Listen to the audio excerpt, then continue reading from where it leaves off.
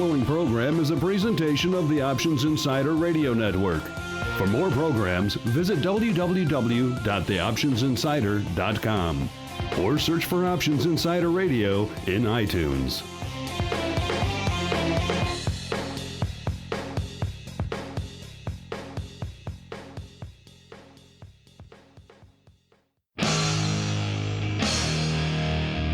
And now, it's time for the show that breaks down the options market. From unusual activity alerts to market updates and trading strategies. If it involves puts and calls, then our all-star panel will break it down. It's time to hit the Option Block.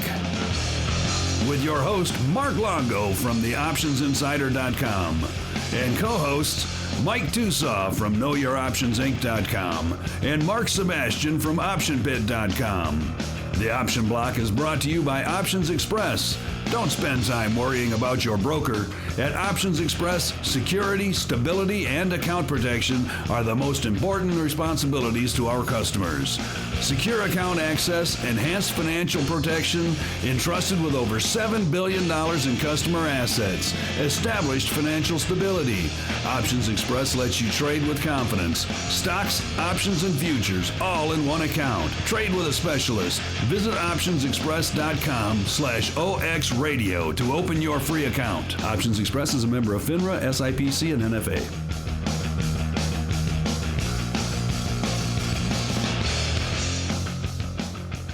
And welcome to the Option Block, everybody. We are excited to be here again today. This is your host for today, Mike Tosaw, filling in for Mark Longo, who couldn't be with us today. And we are joined by the skeleton crew, but the usual cast of characters of everyone that's always excited to be here on the Option Block every Monday and Thursday, or as you guys hear it, every Tuesday and Friday when the recording comes out. The first guest that we have today, the Viceroy himself, Mr. Options Express, Alex Jacobson. Alex, how are you today? Hey, Mike. Good today. A lot of news today. It was all Asia, Google, Facebook, and one interesting story about the Supreme Court and options. But it was an interesting day. We saw a lot of Facebook and Google crossing the desk here late in the day. So on an otherwise quiet day, a little bit going on. Tomorrow morning, of course, the show won't be up by then. Tomorrow morning is non-farm payroll, so I expect Friday will also be an interesting day. Absolutely, absolutely. Excited to talk about those things here in the trading block momentarily. But before we do that, let me introduce the Rock Lobster himself, coming in all the way from the great state of Maine. He's out fishing today, fishes by day, or fishes by morning, trades by afternoon, does the Option Block in the late afternoon, and he mentors at night. Andrew Giovinazzi, how are you today, sir? I am doing swimmingly well, thank you. How about you? Swimmingly well. I was it's almost swimming weather. It's a little bit chilly still. There's still a little, but there's no more icebergs floating down the rivers, so it's warmer. That's a good thing. Definitely That's warm. a good thing. That is good. Yeah, I know it's exciting here in the Chicago area today. We're around 60 degrees right now. It's a beautiful day, and I'm envious of people who are outside right now. But nonetheless, without further ado, it's much hotter in these markets, so let's dive right into the trading block. The Trading Block.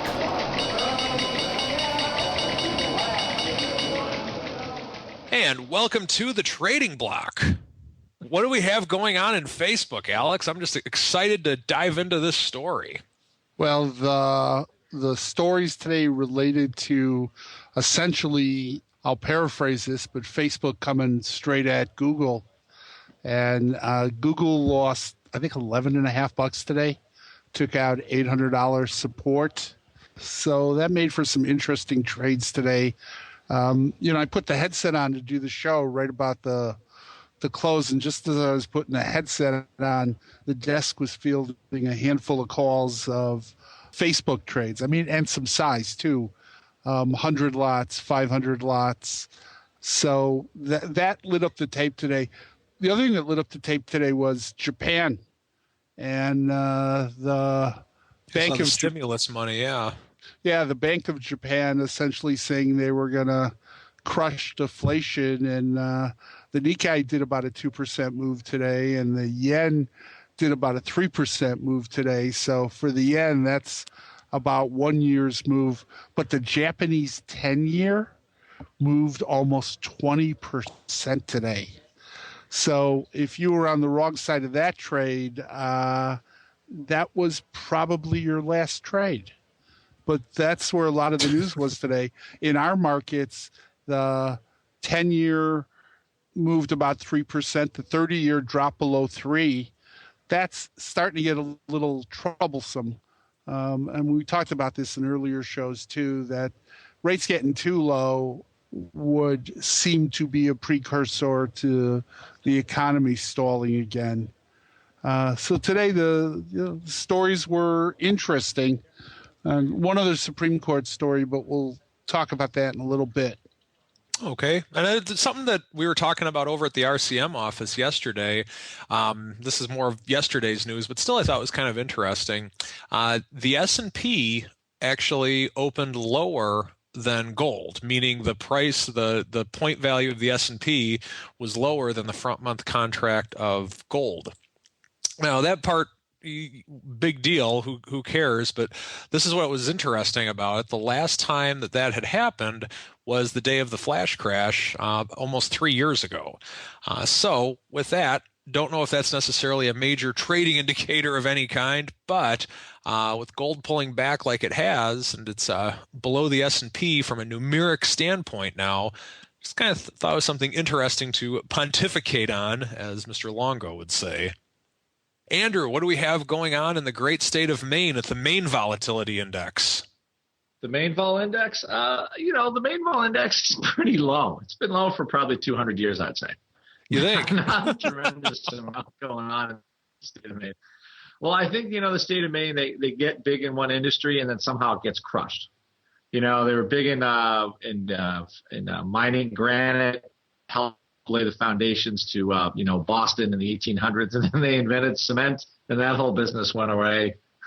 So, lobster, fish, lobster prices are in the can. So it's tough for Maine to get a break. I was kind of using that as a play on words, but thanks for the history lesson nonetheless. Well, yeah. I didn't know about all those things. Ultimately, I'm a historian. I know it's the same thing like with shoes, with textiles. It's like every time because they had all these rivers for all these mills, right?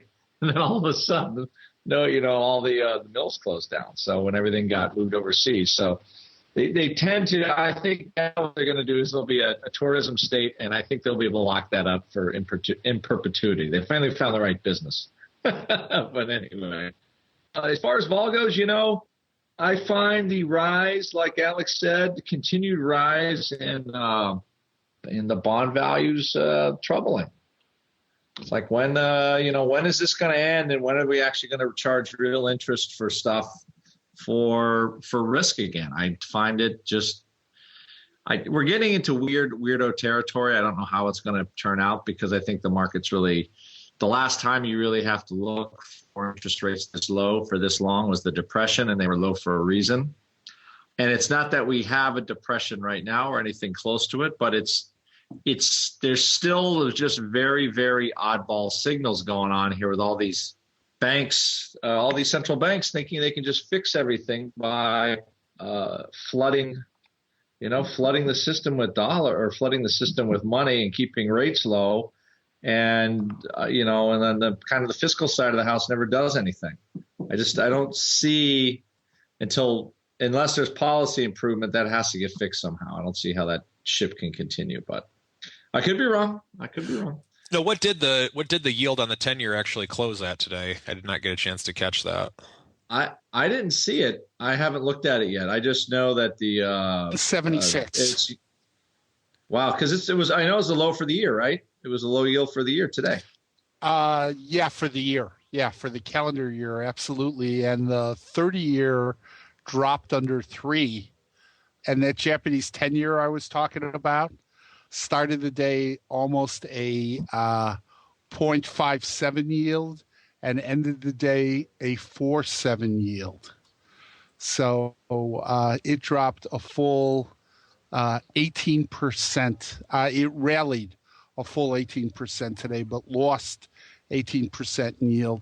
That's a phenomenal one-day move. And, as you've both pointed out, that's the BOJ interceding in the market. And, those are days, we go back and talk about Soros and the Bank of England.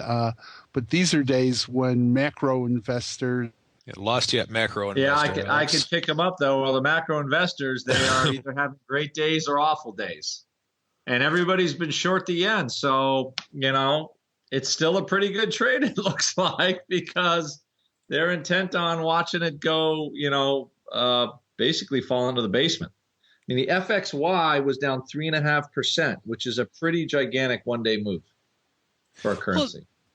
Well, it's something. And then the other thing that I'm looking at on here, I'm just looking at just some basic charts of TLT and IEF, the 7 to 10-year Treasury ETF and the 20-year plus Treasury ETF. In late 2008, back when the world was going to end the last time, we had just like basically a 1-month spike above the 120 level in December of 08 and TLT. And today we're actually trading, just looking at it right now, we closed at 120.39 today. And we were higher than that last summer and last fall, but we got some really low rates right now, and the stock market's at all-time highs. That's kind of a concerning thing for both the economy and just being the long-term bull that I am. I know. I don't see how we unwind this gracefully. I find it odd. I don't really know what to do. It's funny because on Monday, I started looking at the euro dollar. And we had, like I said, I'd heard about, how the low volatility in the euro dollar, because it's not something I normally watch too much. I'm watching it now. Not ready for a trade in it yet, but it's, and here we are now, even lower rates than we were then. Even Monday, like dramatically lower. So everybody keeps thinking, how do you pick a bottom in rates? And somehow we find new ways to get to lower levels. I'm finding it pretty amazing. So it is. Midday, the market had a hard time. The VIX the VIX actually at a point today was higher than it was yesterday when we actually were having the sell-off. So yeah, I noticed that even when we were rallying early in the morning, I think it was actually up even when the market was rallying in the morning, was it not? Totally. Yep. And I think there's some that just shows you normally we don't sustain any rally when the VIX rallies like that. I would say, maybe like 7 times out of 10, it doesn't. So the fact that we held up, I just think there's two very strange currents going on. One is, here for the most part, you do have better, improving economic news still. Hard not to when the rates are so low. But you also have this kind of strange cross current of nobody really knows how to deal with these low rates and the fact that they're going to have to be walked up a little bit. I mean, I don't know. Besides people buying houses, I don't know how many people are actually borrowing money to do anything anymore, businesses. So it's a very odd, and I think the volatility market's having a hard time with it. But obviously, the S&P 500, the future range, was only had, it was up solidly in the morning, sold off 4 or 5 handles tops, and came back. So you're not getting a big daily range. So we're having what I think is fairly market moving central bank events from either Europe, Japan, here, although we're probably on the tail end of whatever we're doing. And the market continues. Or we hope we are. Well, exactly. I mean, every time you think they can't do it again, they do it again. Which always says, don't roll a bad position because you never know how long it can go in the wrong direction. But I think, I think we'll be walking with this kind of trepidation. But as long as the economic news improves, we'll probably have these, a few steps forward and a step back every once in a while. And it kind of feels like what we got going on. Yeah. Well, curious to see how high like TLT and all the euro dollar and all these interest rate instruments can go. I guess they can go to zero, right? Rates go to zero, and then they can go negative. I guess it's right. That's how high they could go. And what does that do to, the equity markets? I think you get to a point where everybody just looks at each other and goes, well, the sun's still shining, so I guess it can't be too bad. But look at corn and some at like oil. I think part of what's helping bail this out is, I know this is too much of a fundamental analysis for the show, but look at what's happening to production in the U.S., oil and all that. That is a huge chunk of our balance of payments, inflation. And if we actually start producing more oil than we consume, that's a huge, oil is obviously in a global market, but that's taking a big global consumer out of the picture, It is. Maybe we are going to have low rates for a long time. That's just could be it. All right. Well, that will conclude the trading block for today. And let's dive right into the odd block.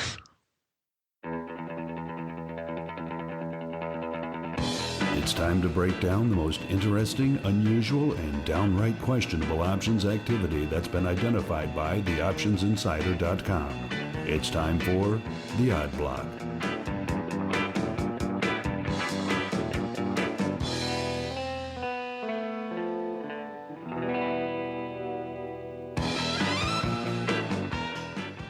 And welcome to the Odd Block, everybody. Today in the Odd Block, we're going to be talking about historic main events and odd things that, no, just kidding.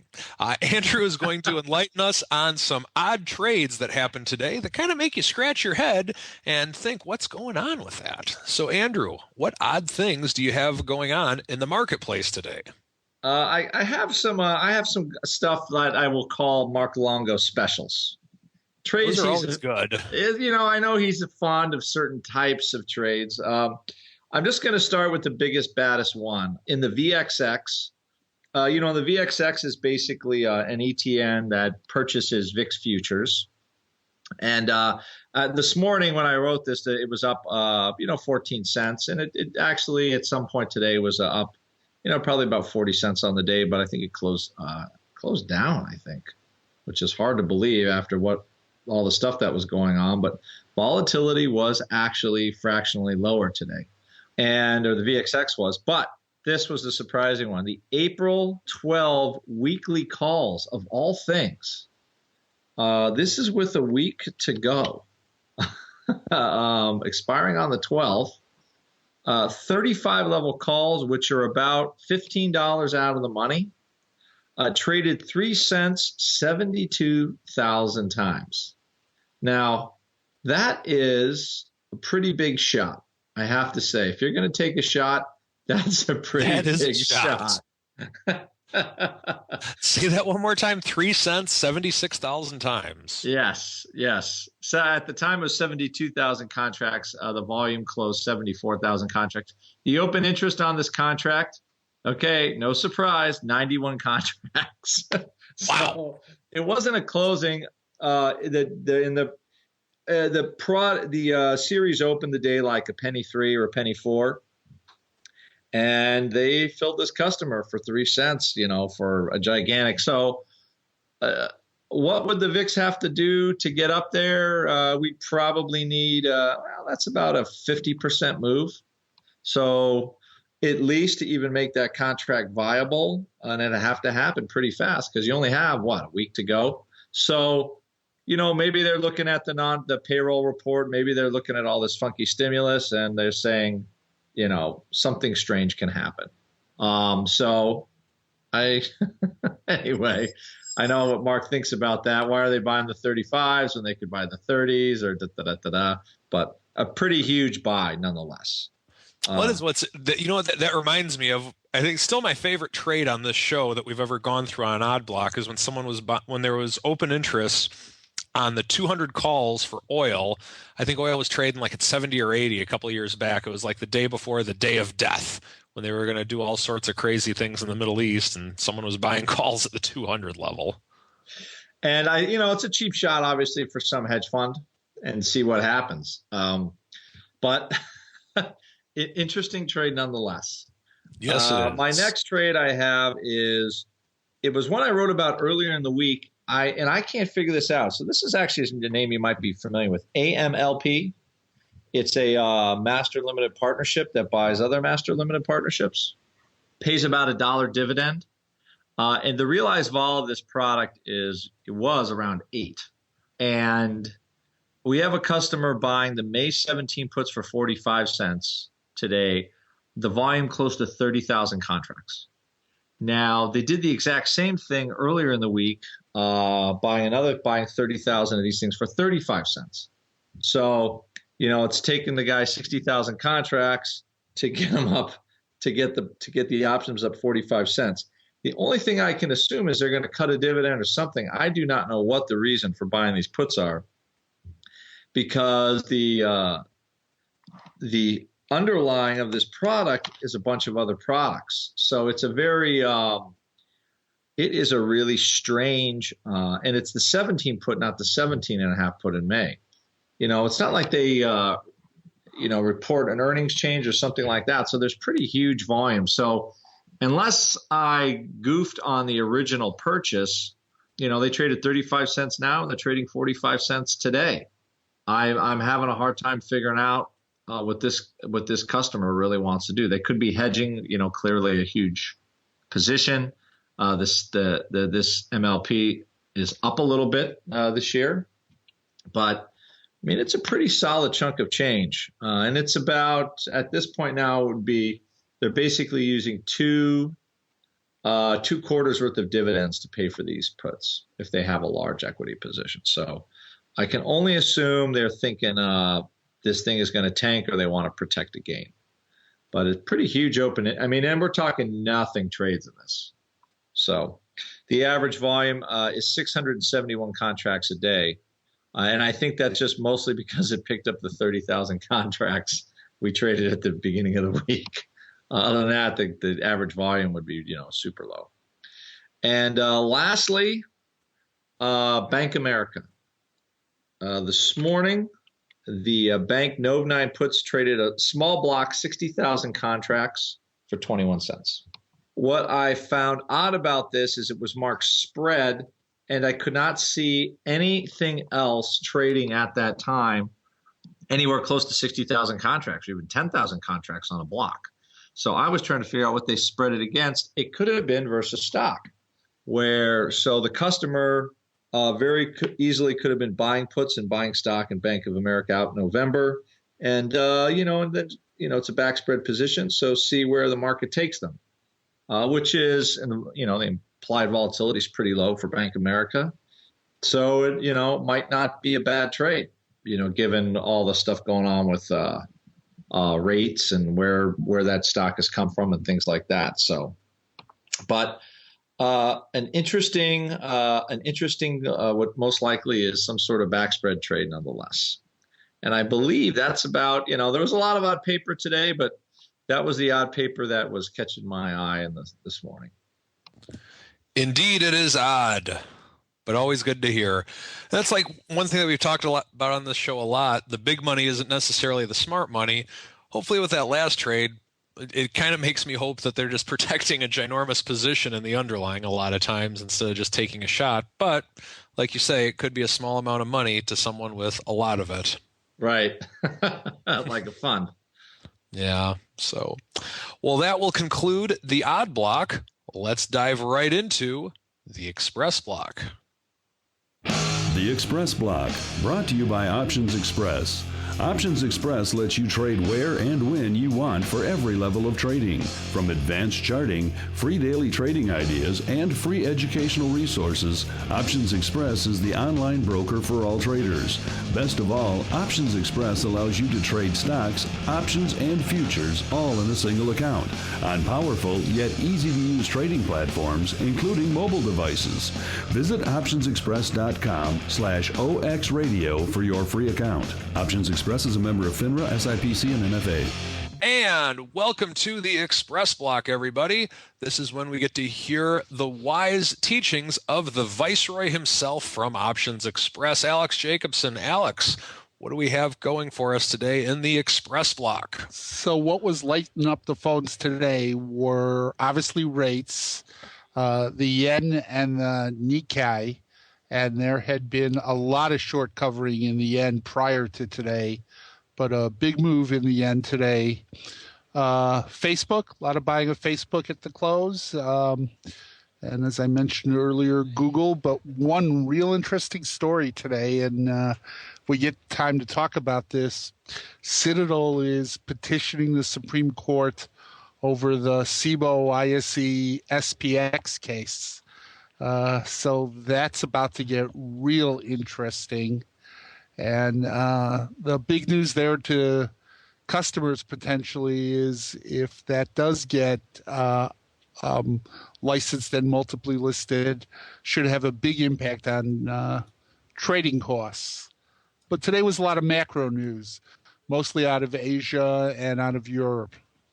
Now let's expand on the SPX costs real quick, Alex, if you don't mind. What a lot of people, when they trade their do their options at Options Express, they don't really see the exchange fees that exist within options. Typically, a lot of times, like if you were to do an option on maybe Google or IBM, maybe an exchange fee would be 7 to 10 cents, and Options Express eats that, so no one actually sees that or feels that. What are some of the differences in terms of exchange fees and things like that because of the fact that the CBOE is the only one that carries the SPX? Well, the two most expensive things to trade in the industry are the SPX and the VIX. And if you followed the news in the last few months, the SPX contract has been re-upped with the CBOE and S&P, and the Russell contract has been made exclusive with NYSE and the CBOE. And to your point, Mike, it's not that people don't see the fee. It's often what they're paying if they trade here or if they trade away. It's kind of blended into it, and those are the most expensive things to trade.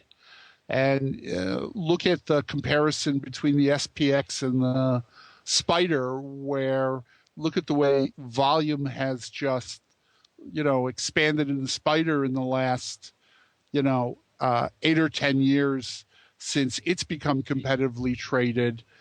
You see penny-wide markets and lots of liquidity, and it's very inexpensive to trade. But the SPX thing is kind of interesting from a political standpoint because a lot of the value of the CBOE, and obviously the stock has been up lately, is based on the licensing of proprietary products and the trading of proprietary products. When you talk about VIX, you talk a lot about the ETFs and the ETNs. Not only do they have to license the VIX, but they've got to trade it and pay the fees. And SPX and VIX are pretty much the most expensive things to trade, and the industry would look different, and I suspect everyone's costs would look different if those were in a more competitively traded environment. It's interesting. Citadel is about 20% of the market making in the industry on a daily basis, and they're petitioning the Supreme Court to hear the lawsuit. So doesn't mean the Supreme Court will hear it, but it's kind of interesting to see the evolution. Oh, yeah, for sure. Most definitely. So with that, we will go ahead and wrap up the Xpress Block for today, and we will dive right into the strategy block.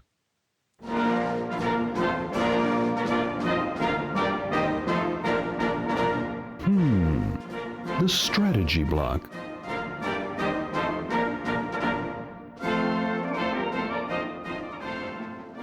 And welcome to the strategy block, everybody. This is where we talk about a strategy by a man who needs no introduction because I am that man. I'm introducing myself today. So here it goes. A couple weeks ago when I had my rant on the show, I had mentioned risk management. And I want to kind of clarify some things on that in talking about the difference between market timing as well as risk management. Now, let's take a step back for a second and look at why we invest in the stock market, why we invest in the bond market, why we invest in gold, silver, coffee, cocoa, sugar, soybeans, tiddlywinks, whatever. Why do we invest? We invest because we want to have more money when we exit the investment than when we started the investment. So with that, there's always different philosophies on investing, such as short-term trading, long-term investing, mid-term trading, swing trading, day trading, whatever the case may be. Everyone has their own methods to the madness. Now, trying to predict the market over the long term, and I'm not saying that this is something that's a bad thing to do by any means, but it's something that I typically try to avoid whenever I can. That's when you're looking at your technical analysis. That's when you are looking at fundamental analysis. That's when you're reading your charts. It's when you're looking at sentiment indicators, whatever the case may be. What I try and base my career on and my trading on is risk management. So with that in mind, I've said many times on this show, I am a long-term stock market bull. I believe the market will go up throughout time. And in terms of how every financial advisor in the world seems to have the long-term buy and hold mentality, I agree with them on a lot of issues. But the one thing with which I disagree on is risk management. For example, we hit all-time highs recently in the market. And I mentioned on the show a couple of weeks ago that there is mathematically, it's impossible, and I challenge anyone on this one, there's never been a better time to sell than at that point.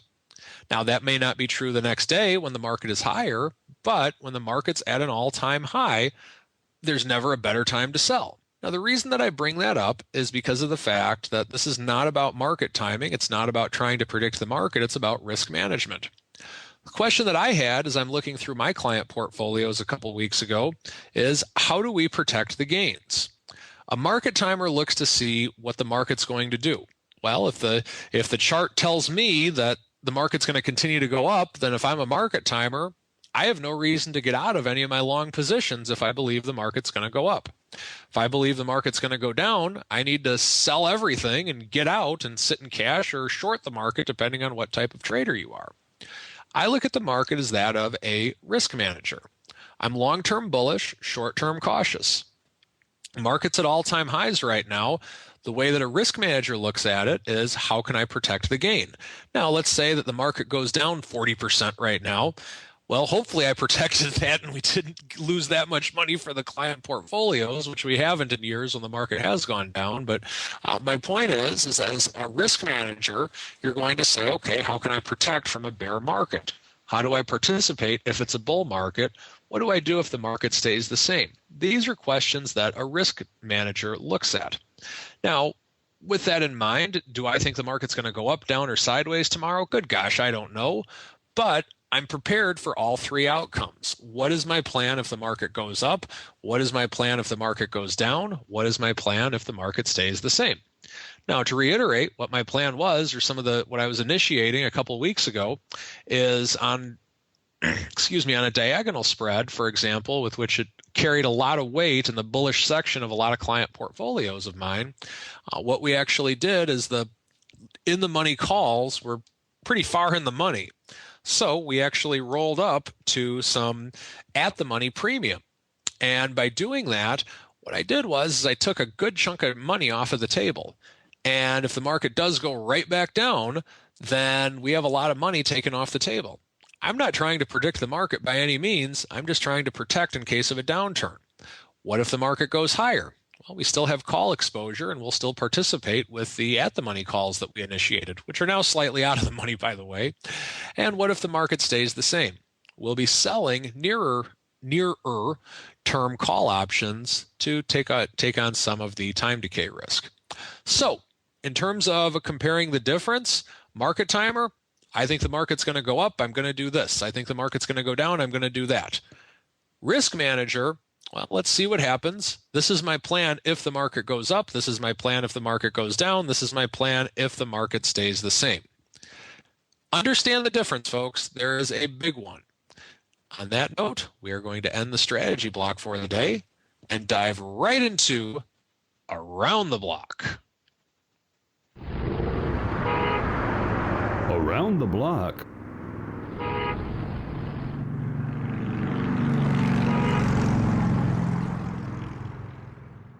And And welcome to Around the Block, everybody.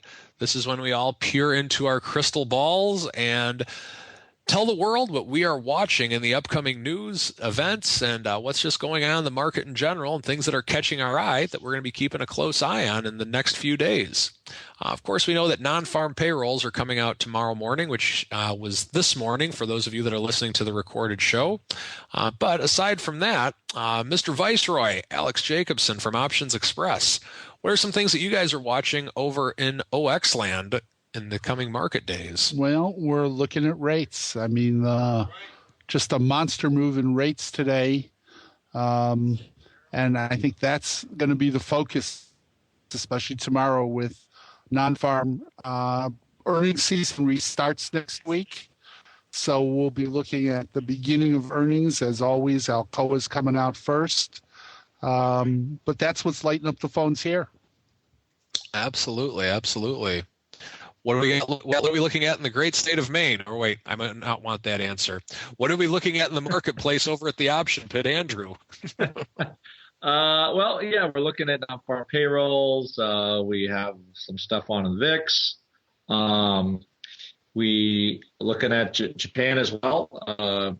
Kind of just, seeing as far as trades go, there's definitely some interesting stuff to do. So those are kind of have our focus now. At some point, we'll readdress the Treasury, but it feels like they're in no man's land. The volatility's ticked up in there a little bit too. So again, both interesting places, but that's kind of where at least I'm looking at lately. And we already had a not great payroll report, so I expect a not great non-farms report. I think the market is too, and we're kind of, to the extent that we could have kind of a snoozer, I'm always curious to see what happens to the vol after it. So, and so that's what I'm looking at. As am I. Now, what events do we have coming up at the option pit? I know there's one, I guess, technically last night, and you guys missed a great event, everybody. So hopefully you get a chance to come see Sebastian last night. But if you didn't, send me an email and I'll send you a recording of it. But aside from that, Andrew, what do you guys have coming up in the pit? Was Mark knocking him dead at RCM last night? Oh, he did a great job. It was unbelievable. Was that the risk management talk last night? Yes. Yeah, that was I like that. I like that presentation. I helped a little bit build out, but it's a good presentation. Oh, our big one really is April 20th with the CBOE with Russell Rhodes. So again, if you sign up for an option pit gold course, actually, Mark will throw that in for you. So it's Saturday, April 20th at 9 a.m. It's a good deal. And it's also understanding how to trade the VIX, which is not as simple as everybody makes it out to be. So I definitely it is worth a look. Go to optionpit.com/events and register there. And that's our next biggie. The next biggie. Alex, Options Express, what is your next biggie? Things on the calendar that I think will kind of be top of the food chain here. On April 9th, RSI Trading Strategies with Dan Gramza. That's a webinar being done at 11 a.m. Chicago. I've been on many panels with Dan, and he's real interesting, really talented guy. Also on the 9th, at 1 p.m., 2 hours later, Peter Lusk from the CBOE Options Institute, revisiting mini options and how they work. And minis are getting decent traction, and volume numbers are respectable. Also, remind everybody we're coming into the last 11 days to fund the IRA for 2013. So sort of put that on your calendar, and we're coming down to that deadline. Sounds good. Sounds good. And then at RCM this coming week, we have an agriculture report coming out on Wednesday. Doug Berman's going to be our guest on the show on Monday to talk about the upcoming report, and he'll be doing a webinar on it on Thursday night for this week's TNT Thursday night trading. So with that, I'd like to thank everyone for listening to our show. I'd like to wish everyone a successful trading day tomorrow on Friday following the non-farms. And thank you for coming, everybody. So long.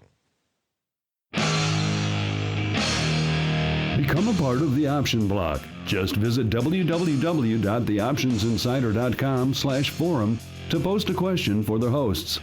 You can also submit questions to twitter.com/optionblock or leave a voicemail at 312-544-9356. Make it interesting and your question just might make it on the air. The Options Block is property of the Options Insider Incorporated. All rights reserved.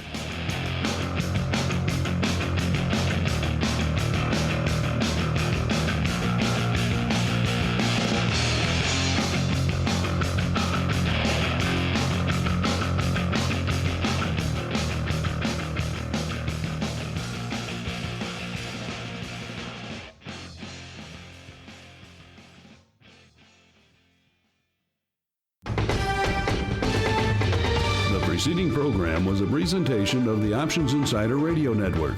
For more programs, visit www.theoptionsinsider.com/radio or search for Options Insider Radio in iTunes.